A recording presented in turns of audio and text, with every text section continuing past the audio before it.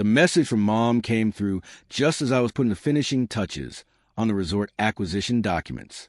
Diana, considering everything that's happened, we believe it's better if you don't come to Villa Bella this summer. The family needs time to heal. Everything that's happened, that was their polite label for me exposing Uncle Robert's embezzlement from the family foundation. Apparently, siphoning millions from charitable funds was excusable. Reporting it was a true betrayal. Miss Reynolds? My attorney, Kate, glanced up from a thick stack of contracts. The final purchase agreement for Bella Cove Resort is ready for your signature. I smiled. Picture my family's treasured Villa Bella, their lavish vacation estate tucked into the most exclusive corner of Bella Cove Resort. The same villa they had forbidden me to enter, the same villa that, in roughly 10 minutes, would legally belong to me. How long before the transfer is finalized? I asked, signing the documents with deliberate flair. By close of business today, the resort will officially be yours, Kate confirmed. That includes all private villas and the restricted access systems. I lifted my phone and reread Mom's message. For 20 years, Villa Bella had been the heart of our family's world. Every summer, every holiday, every milestone celebration had taken place there. Exiling me from it was meant to be punishment. Instead, it had become leverage. Send formal notifications to all villa owners. I instructed Kate. Effective immediately, all security cards and access protocols are being updated for safety purposes, including my family's. Especially my family's. My phone vibrated again. This time it was my sister, Victoria. Mom told you about Bella, right? It's for the best. After what you did to Uncle Robert. What I did, I typed in reply. You mean reporting his theft from children's charities? Someone had to demonstrate integrity. It was just creative accounting, she shot back. Now he could go to prison. I set the phone aside and returned to the acquisition paperwork. Creative accounting. That was their euphemism for stealing from sick children. Yet I was cast as a villain for exposing it.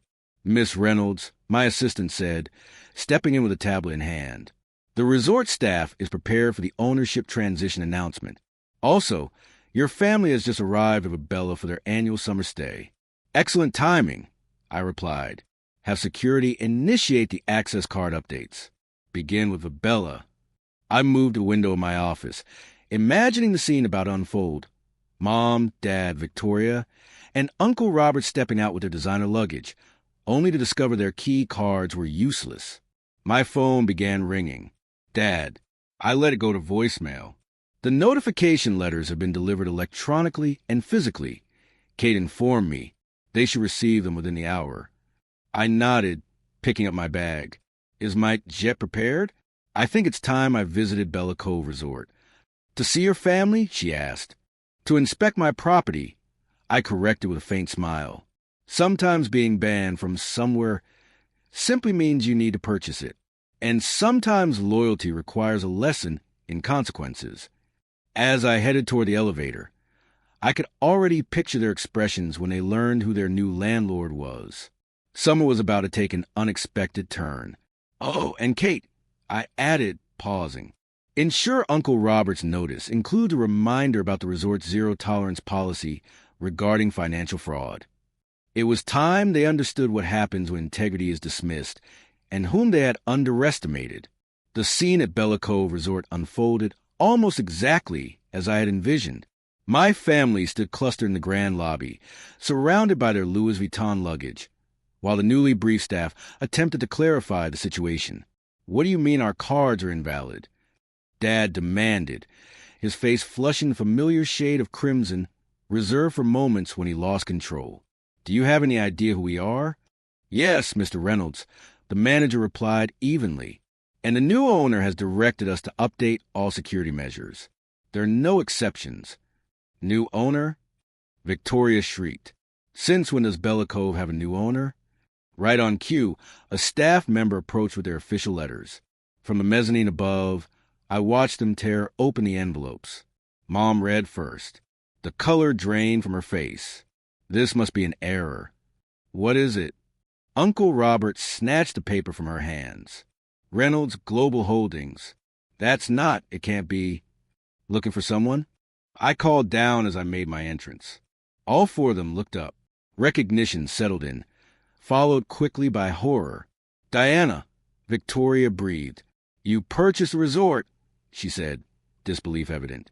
All of it, I confirmed, descending the sweeping staircase. Every villa, every facility, every square foot, including your beloved Villa Bella. Dad stepped forward, attempting his authoritative tone. Now listen here, young lady. No, I interrupted. You listen. This resort belongs to me now, and I've instituted several new policies. I gestured to the manager, who distributed another packet of documents. These are revised villa ownership agreements. I explained. You'll notice substantial updates. For example, there is now a strict ethical conduct clause. Any resident found engaging in financial fraud, I met Uncle Robert's gaze deliberately, will face immediate eviction. You can't possibly do this, Mom protested. Villa Bella has been in our family for 2 decades, and now it remains in my branch of the family. I replied evenly, the branch you excluded for having principles. My phone buzzed again, likely Victoria's husband. He had quietly assisted Uncle Robert in the charity scheme, though they were unaware that I already possessed evidence of his involvement. Your access privileges will be restored once you sign the updated agreements, I continued, pending successful background screenings. Background screenings? Uncle Robert paled. For villa owners? Standard procedure, I answered lightly. We wouldn't want criminals residing in our exclusive resort, would we? Victoria stepped forward, shifting tactics. Diana, darling, let's talk about this privately as a family. As you privately discussed banning me, I raised a brow. Or as you privately arranged conceal Uncle Robert's theft. The manager approached again. Ms. Reynolds, the villa reassignment documents are prepared. Reassignment? Dad's voice cracked. What reassignment? Oh, I didn't mention it. I smiled. Villa is being converted into a retreat for children from the charities Uncle Robert exploited. They'll enjoy luxury stays while their families receive appropriate medical treatment. The lobby went completely silent. Even Victoria understood there was no way to object without appearing heartless. Your personal items will be transferred to a standard suite. I added, if you choose to remain. Please note, however, that the updated rates reflect current market value. I handed them the revised pricing sheet. Mom gasped audibly.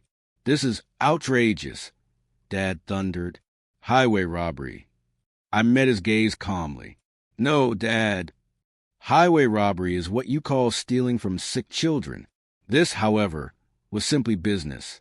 My phone buzzed again, and the update that flashed across the screen only made the moment sweeter. Oh, and Uncle Robert, I said, turning toward him. The FBI agents waiting outside would like a word. It's something about charity fraud. He staggered backward, his eyes darting around the room as he searched for an escape. Don't bother, I told him evenly. I own all those exits as well. Sometimes karma requires a 5-star setting to deliver its message, and sometimes loyalty to family belongs with the victims, not the offenders. I started toward the door, then stopped briefly. Welcome to the new Bella Cove Resort.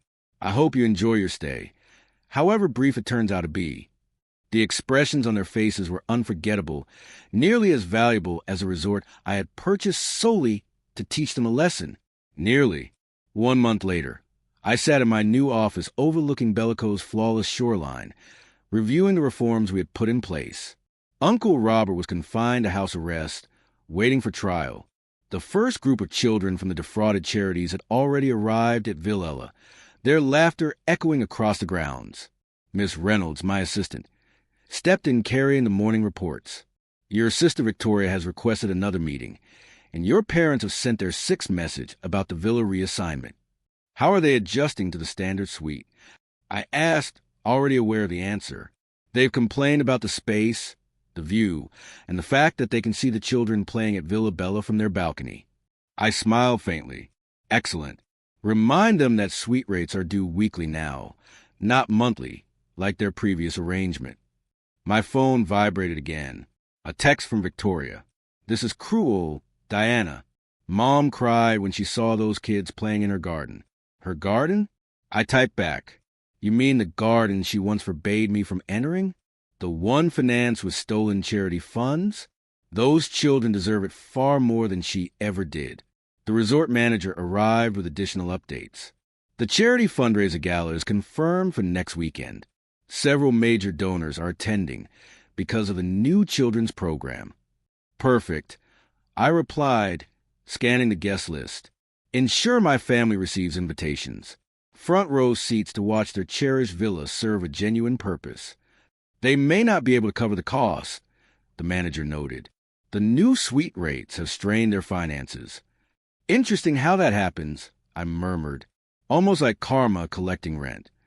My phone rang. Dad again. This time, I answered. Diana, he began, his voice stripped of its usual command. We need to discuss the situation. Which situation? I asked calmly. The one where you disowned me for exposing fraud? Or the one where I converted your summer playground into a children's charity center? We can reach an arrangement, he offered. Your uncle is prepared to make restitution. Only because he was caught, I interrupted. And now you're all experiencing the consequences. Tell me, how does it feel to stand on the outside? After ending the call, I walked down to Villella. The transformation was astonishing. Where ornate art pieces and designer decor once dominated, there were now cheerful colors and inviting spaces. The garden my mother had guarded so possessively was filled with playground equipment. Miss Reynolds, a soft voice called.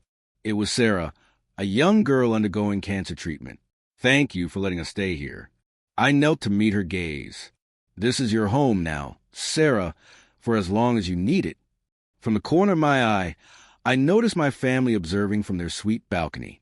Victoria held up her phone, likely recording footage for yet another appeal. Send them the weekly invoice, I told my assistant quietly, and include a note about our updated policy. All suite payments will go directly to the children's medical fund. Your mother has attempted to access the spa, Miss Reynolds added.